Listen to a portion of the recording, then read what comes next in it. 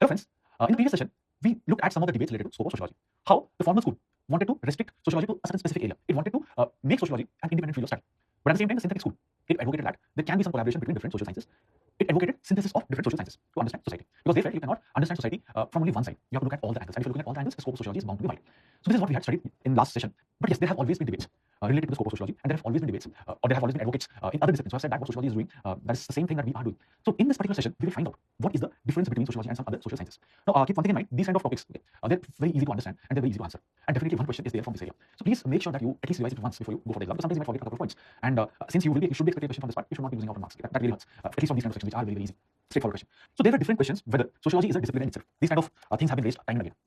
So again, different arguments are put forward. One such argument is that sociology is not a discipline in itself. What has happened is these people who claim to be sociologists, they have basically taken, assembled ideas from different disciplines, from similar disciplines, and they have put it together. And all these ideas, they were social ideas related to social content, they have been taken together, they have assembled together. You are saying that you have created one discipline. This was one argument given. Another argument is sociology is parceled out to a number of social sciences. That means it does not have a subject matter in itself. No subject matter of its own, which can call its own. Then another was sociology keeps on borrowing from other social sciences. So these are different arguments given by different thinkers from different disciplines. Now the question here is, if let's say if I have taken different concepts from different disciplines and I put it together, but if it is of any use, if it has some use value, if it is sailing uncharted territories, what is the problem? Many of the topics that sociology has actually has not been taken in other disciplines. So saying this is wrong. Sociology also talks about certain things which others don't talk about. It also looks at it from a different perspective. The economists or the psychologists or the political scientists might not look at it from that angle. So and it has actually created a great value of information about different social institutions. Other disciplines have not treated these social institutions, social processes in the same manner. Now when it comes to the second argument, that it does not have a subject matter of its own. See, the question again here is, does the existence of separate science prevent the existence of a more general science? What they're arguing is, we already have economics, or political science, or psychology. Why do you need a more general sociology, a more general social science? Now the argument put forward by sociologists is, if what means zoology, physiology, biochemistry is there, does that mean biology is not required? Biology also exists at the same time what physiology and biochemistry exists. Similarly, if other disciplines are there, it's fine. Sociology can exist. It can be a more general science. It is looking at society from all angles. The other sciences are more specialized, but this is general science looking at all angles. The third argument that sociology borrows from other sciences. See, what is wrong with borrowing? A particular field of inquiry, a particular subject can get enriched because of borrowings. It's a very beautiful feature of science that it grows because of borrowing. It is the essential nature of science that you can grow because of borrowing. And see, when you're growing, you're basically creating something new. For example, let's say you're constructing a building. For construction of a building, you need bricks, you need cement, you require sand, you require other things. Now, I might borrow it from other things, other people. But at the end of the day, I'm creating a building which is different. It is not equal to just bricks, or it is not just equal to sand, or it is not just equal to cement. It is a new institution in itself. So what is the harm in borrowing from other sciences? Science is the essential nature of science is it grows because of borrowing. So it's a good thing. It's not an issue here. So this is how different sociologists have refuted the different claims that sociology is not a discipline in itself. Now what we will do, we'll just look at some of the comparison. How sociology is different from other social sciences. How sociology and anthropology are linked together. See, many of you might also would have thought of opting for anthropology option, and at the time many people have suggested that they are more or less same. In fact, the paper is almost same. Paper on the temple derivation. Thinkers will be different. In anthropology, you might have studied about some biological aspects. So similar kind of conflict has also been pointed out by different thinkers. In fact, A. Grover, he says that both these disciplines, they're like twin sisters. See, man and society, they are related. They're mutually related. Man is part of the society. Society is created by man, and society is also changed by man. At the same time, society can influence man. So man and society, they are related together. Because of this interrelation, it is very difficult to distinguish the two disciplines. Society is studied under sociology. Sociology is the science of society. While anthropology, it tries to study man. It tries to study the behavior of man. It has been derived from the root word anthropos. So it is a scientific study of man. And this study can be both biological and social culture. If you look at the discipline of anthropology, it is divided into four types: physical or biological anthropology. It looks at the biological aspects of man, biological study of man. Another discipline is social anthropology or cultural anthropology. It looks at the social aspects. Then linguistic anthropology or anthropological linguistics. It studies the linguistic aspects. And the last part is archaeological anthropology or prehistoric archaeology. So it looks at the prehistoric past of the man. So basically, it's trying to study man. Sociology is trying to study society. It is a scientific study of society. It studies the behavior of man in group. It is concerned with the association of human beings. So that is the reason there is a lot of similarity between anthropology and sociology. But yes, they have some differences in origins. They do not have similarity, but some differences there in origin. Anthropology, it is emerging from biology. So especially social anthropology. See, both of these disciplines, they have some difference in origins. While anthropology, it traces its roots to biology. Sociology, it derives its roots from philosophy of history, political thought, and positive sciences.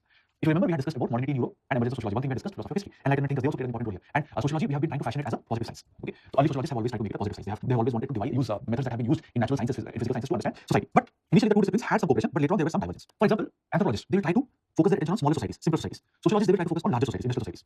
And the things that they try to study, the early anthropologists, they will study institutions like mechanisms like kinship, magic, religion. Sociologists, they were more concerned with economic growth, social changes, conflict deviance. So what they are studying, where they are studying, that was varying. When it comes to anthropology, sociologists used to focus more on historical approach. Anthropologists, they will focus more on functional approach. And again, they will prefer to have these fieldwork. They will fieldwork for the data collection. For historical approach, fieldwork might not be that essential.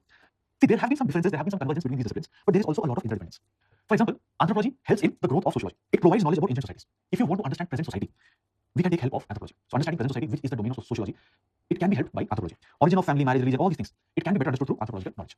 And it's not that only anthropology and sociology. Sociology also helps in the growth of anthropology. See, many of the research contributions of thinkers like James Spencer, they help anthropology. And now, over a period of time, what is happening is there is a gradual convergence between these two disciplines. There is a rise of nation states. So there is an effort towards nation building. So simpler societies. Now what we're trying to do is we're trying to go for a nation building over there. So there will be some sort of modernization in these states. And both the things are prevalent now. They will have character of both simple societies, but they're moving at a very fast rate. Improving at a very fast rate, moving at a very fast rate. They might be good industrialization. Then they might become more and more complex. So for understanding these kind of societies, we need both the kind of approaches. It requires both the approaches. And over a period of time, Marxist approach has also been used in social anthropology. And sociologists have also started using the methods of social anthropology. People like Parson, they have started using approaches that were used in anthropology. So this way, These two disciplines, despite having some differences when it comes to origins, despite having differences when it comes to the field of study, the methodology, over a period of time there has been a growing interdependence and there has been growing convergence. If you have to summarize the difference, it will be like this. Sociology is the science of society, anthropology is the science of man and his behavior. Scope is wider in society. Here the scope is comparatively limited as compared to sociology. Main focus is modern civilized complex societies. Here the main focus is on ancient primitive societies. It tries to study society as a whole. It studies man in society. It studies civilizations. Civilizations can be vast and dynamic. It studies culture. Culture is generally static. It is small. Culture does not change over a period of time. It changes, but it takes time. It is more static. Civilizations can be more dynamic. Sociology also tries to study society. It also tries to bring about change in society. It is concerned about social welfare. It makes suggestions for the future. Anthropology has no such aim. It is not talking about social welfare. It is not talking about change. So this way, both these two disciplines, these social sciences, behave. Now, you can just look at this particular quote and we can end this discussion on difference between sociology and anthropology. The sociological attitude has tended towards the practical and the present. Anthropological towards pure understanding of the past. So we are focusing on present societies, on the past. In exam, generally what they do is they will give you some sort of quote and they will ask you to analyze it, or they will ask you to comment on it, they will ask you to explain it. So if you come across any of these quotes, so keep your eyes open, keep your ears open, obviously you have to keep your mind open. Okay? And again, you can at least write a couple of points related to this. So this is about sociology and anthropology. The next discipline we will take up is history. Now, what is the relationship between sociology and history? See, the present society that we see, it would not have come on its own. It would have been impacted by history. So present society will have some symbols of past. Sociology is the study of present society. So indirectly, what we're trying to say is sociology will have some relationship with history, will have a close relationship. But there are many historians who will not agree with this. In fact, many historians will be there who say that what sociology tries to study, history also does that. So history also studies society. So what is new about sociology? So some scholars have refused to acknowledge sociology as a discipline different from history. So what we will understand what is history. What does history do? It studies important past events, incidents. It can study political incidents, social incidents, economic incidents. For example, political events can be different kind of wars. Social events can be different kind of social features which existed in the past which might not be existing now. For example, cultural practices could have failed over a period of time. The concept of religion might have failed over a period of time. History will study that. It can also be studying the economic incidents. That is also part of history. It records man's past life. It records the life of societies in a systematic manner, maybe chronological manner. And it also tries to find out causes of past events. So we take a look at find the cause. This is history. Now, what is the relationship between history and sociology? If you look at modern history and sociology, they will have some common parent as well. Philosophy of history is a common parent. If you remember, we had discussed in the chapter modernity in Europe and modernity and change in Europe and emergence of sociology, we discussed about philosophy of history. How it is assumed that society would have progressed in stages over a period of time. Though both these disciplines have a common parent, but there is also difference. There are some differences. For example, A.R. Brown, he is saying sociology is nomothetic, history is ideographic. Now, what do we mean by nomothetic? What do we mean by historiographic? Now, if I say a discipline is nomothetic, that means we can arrive at laws. We can arrive at generalization in these disciplines. In sociology, we are trying to arrive at different laws. In ideography, what happens is you study unique events, unique incidents.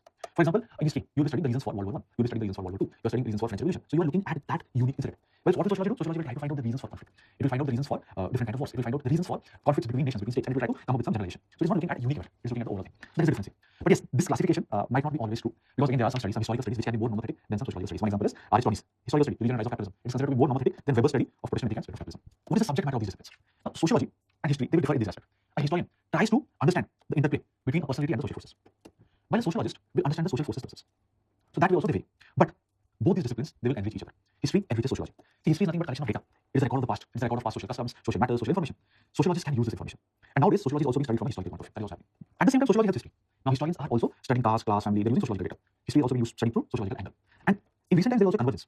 Historical sociology is a new branch in sociology. Sociological history, again, is another branch, specialized subject, which converges both the sciences. So this way, though there has been common parent, there has been divergences. Some historians have straight away rejected sociology as one independent discipline. There is also a growing convergence, and both are helping each other out. If you want to summarize the differences, you can summarize it in this manner. Sociology, science of present society. History, it is more concerned about the past events. Sociology is a relatively new discipline, 1840s. At the point of time, it was coined for the first time. History is definitely older. Sociology is abstract. History is concrete. Scope of sociology is very wide, but here the scope is quite limited. Certain areas you are studying. For example, sociology will study parts of history. It will also look at economy, it will look at politics, it will look at religion, culture, interest, everything will come under the domain of sociology. It is analytical. It is more descriptive. You find out reasons. It describes what will happen, how were the participants here, how they fought. It will analyze why wars keep on happening. It is more general. It is specialized. It studies a particular event as a social phenomenon. It studies in it indirectly. So sociology studies a particular event as a social phenomenon, but history will study a particular event in its entirety. So this is the difference between sociology and history. Now you can just look at a couple of statements, a couple of quotes related to history as well as sociology. History is the microscope of the past and horoscope of the present and telescope of the future. History is past sociology, sociology is present history. I would suggest please try to think about both these statements, at least write a couple of points related to both the statements. This is about history and sociology. Now the next topic that we take up is the relationship between sociology and psychology. We all know what is sociology. It is the science of society. It is the study of man's behavior in groups. It is the study of association of human beings. But what is psychology? It is the science of mind or mental process. It is also the science of human behavior. It analyzes attitudes, emotions, perceptions, processes by which personality is formed over a period of time. This is the basic difference between these two. But here also, individual is also part of society. So that convergence is also there. And when it comes to psychology and sociology, there are multiple debates. We'll see some of these debates. If you look at the subject matter of both these disciplines, sociology will try to study society, social systems, psychology studies mental systems. But there are two divergent views, extreme views. One from the side of sociology, that came, this side is sociology, one from the side of psychology, J. Stuart Mill. Now, J. Stuart Mill, he is seeking primacy of psychology over social sciences. He's saying it is the psychology determines other aspects. Mental systems will determine other aspects. Well, that came, he studied social facts. He's saying that there are certain facts, certain social facts, certain phenomena which exist outside an individual. They have their own independent existence. They can exercise a coercive action on the mind. So certain facts exist outside of the individual, but they can constrain an individual to behave in a particular manner. For example, laws, they are an example of social fact. They exist outside an individual. It is individual who have created it at some point of time, but that individual might have died, but the law still remains. And law exerts certain kind of force on the individual. That is the reason a person will behave in a particular manner. Religion, it is also a social fact. It exists outside, it does not exist within. And because of religion, you behave in a particular manner. When you are entering a temple, you are putting your foot outside. You are not taking inside. Within the temple also, you behave in a particular manner. So religion also is something which exists outside, and it has a coercive action on the mind. So Stuart Mill, he's saying psychology determines everything. Durkheim says it is the social facts which are determining other things. But over a period of time, it has been observed that there is gradual interdependence between both the disciplines. For example, Ginsburg, he's saying that many of the sociological assumptions, many assumptions that sociologists make, it can be even firmly established if we can say that this thing is related to certain psychological laws. So if you can trace some of these sociological assumptions from psychological laws, these sociological assumptions can be more firmly established. Some psychologists, especially from the post-Freudian school, Sigmund Freud, they talk about the influence of society in molding individual behavior. It is individual behavior which is getting impacted by the external forces. And sometimes many psychological problems have also been traced to different social causes. So society can also lead to different psychological problems. But yes, there has been divergence as well, especially when we study war and conflicts. Psychologists will say because of certain nature of the individual, it led to conflicts. Sociologists will try to find out the reasons in the society, the structure of the society, or different issues in the society. But over a period of time, we are trying to make different attempts to reconcile both the disciplines. For example, the study of social psychology, new discipline. It is an interplay between individual character and social structure. So it can be approached from both the sides, from the side of psychology, from the side of sociology, social psychology. The concept of role has been included, has been introduced. It also bridges the gap between two disciplines. Every individual and how individuals perform different kind of roles. So both from it can also be approached from both the sides. Some common areas are being studied by both the disciplines. Socialist organization, public opinion, sociology, psychology, they both of them study it. So there exists divergence, but some areas of convergence also exist between the disciplines. And if we have to summarize the differences, sociology studies society, psychology studies mind, it studies the mental systems. Sociology has a wider scope as compared to psychology. The unit of study is society. Unit of society studies individual. Studies social processes, it studies mental processes. There can be different mental processes, formation of attitudes, emotions. All these things will be studied under psychology. It analyzes human behavior from sociological angle. It analyzes human behavior from psychological angle. So this way, these two disciplines have some differences among them. Next thing we'll take up is the relationship between sociology and economics. How they are similar, how they are different. Now, what is economics? Now, economics is basically dealing with the economic activities of man: production, consumption, distribution, exchange. How these things take place. So this is what economics talks about. It is the science of wealth and choice. See, what are the factors on the basis of which a man makes a choice? So that is also part of economics. It also talks about the structures and functions of different economic organizations, markets, banks. It also talks about that. It is concerned with material needs of the man as well as his material welfare. While we know what is sociology, it is the science of society. Now, what is the relationship between these two disciplines? Now, there are two divergent views here. What is the view of Karl Marx? See, according to Karl Marx, material needs are the most important needs. According to him, economy is at the base. It is the substructure. Matter is at the base. The relationship of production and the means of production, the relations of production and the means of production, they are the ones, they will decide other things. They are the ones who will decide the superstructure. So he gave precedence of economics to over sociology. So he's saying economic behavior of man. If you understand economic behavior of man, you can understand his social behavior. At the base is economics. At the base is matter. The relations of production and forces of production, they are the ones who will decide man's behavior in society. Other institutions, family, religion, political behavior, all things are getting impacted because of economic behavior.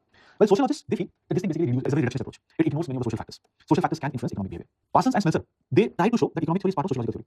Parsons talks about social system, and again in that he says that there are different kinds of systems, and there are different subparts of the society. There are the smaller systems, and again they will fulfill different functions. One of the functions is economic function.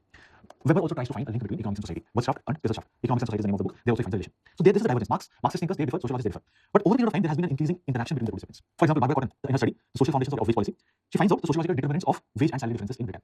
See, in fact, in countries like India also, the inequality that exists can also be studied from sociological point of view. The social structures might be such that it can lead to differentials in wage and salary. Now, over a period of time, importance is being given to the role of sociological factors to understand economic behavior, especially economic development in developing countries. Gunnar Myrdal also talks about it. So, over a period of time, there is an increasing convergence between both the disciplines.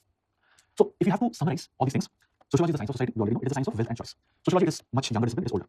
It is abstract, concrete. It will have some concrete formulas over here, concrete area. It is more general. It is specialized. But the scope is wider. One dimension that sociology talks about is economics. It also talks about multiple other dimensions. Economics has a limited scope. Sociology is concerned with social activities of man, while economics is concerned with economic activities of man. And yes, their methods and techniques are completely different. That variation is also there. So this is about economics and sociology. What is the relationship between sociology and political science? We already know what sociology is. We are studying society, we study social groups, institutions. We also study human interaction, interrelations as a consequence. What is politics? Political science? It is the science of state and government. It studies power, it studies political processes, it studies political systems, it studies type of governments, and it also studies international relations. So political science looks at all these aspects. But these two disciplines also have similarities, they have some convergence. Study of political science can enrich sociology. Sociology is enriched by political science. See, there have been many books related to politics which influence or which are important for development of sociology. For example, sociology has greatly benefited by books written by Plato, Aristotle, and Cordelia. Arthashastra, Republic. So these kind of books have influenced sociology. And sociology takes the help of political science to understand changes in society. See, if there is change in political system, society might also change. The nature of power structure changes. It will bring changes in society. For example, how the political systems have changed in India over a period of time. Previously, it was a more centralized polity. Over a period of time, you will see emergence of regional political parties. It is impacting the society. And then after 73rd, 74th Constitutional Amendment Act.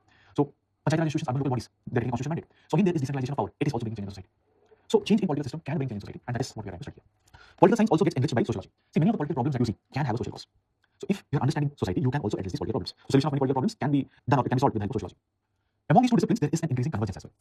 For example, Marx used to say that the superstructure which will have the political institutions, it is linked with the economic system and the social classes. Thinkers like Weber, Pareto, they have studied bureaucracy, they have studied elite voting behavior, they have also studied political ideologies. Sociological thinkers, they have studied these aspects of politics.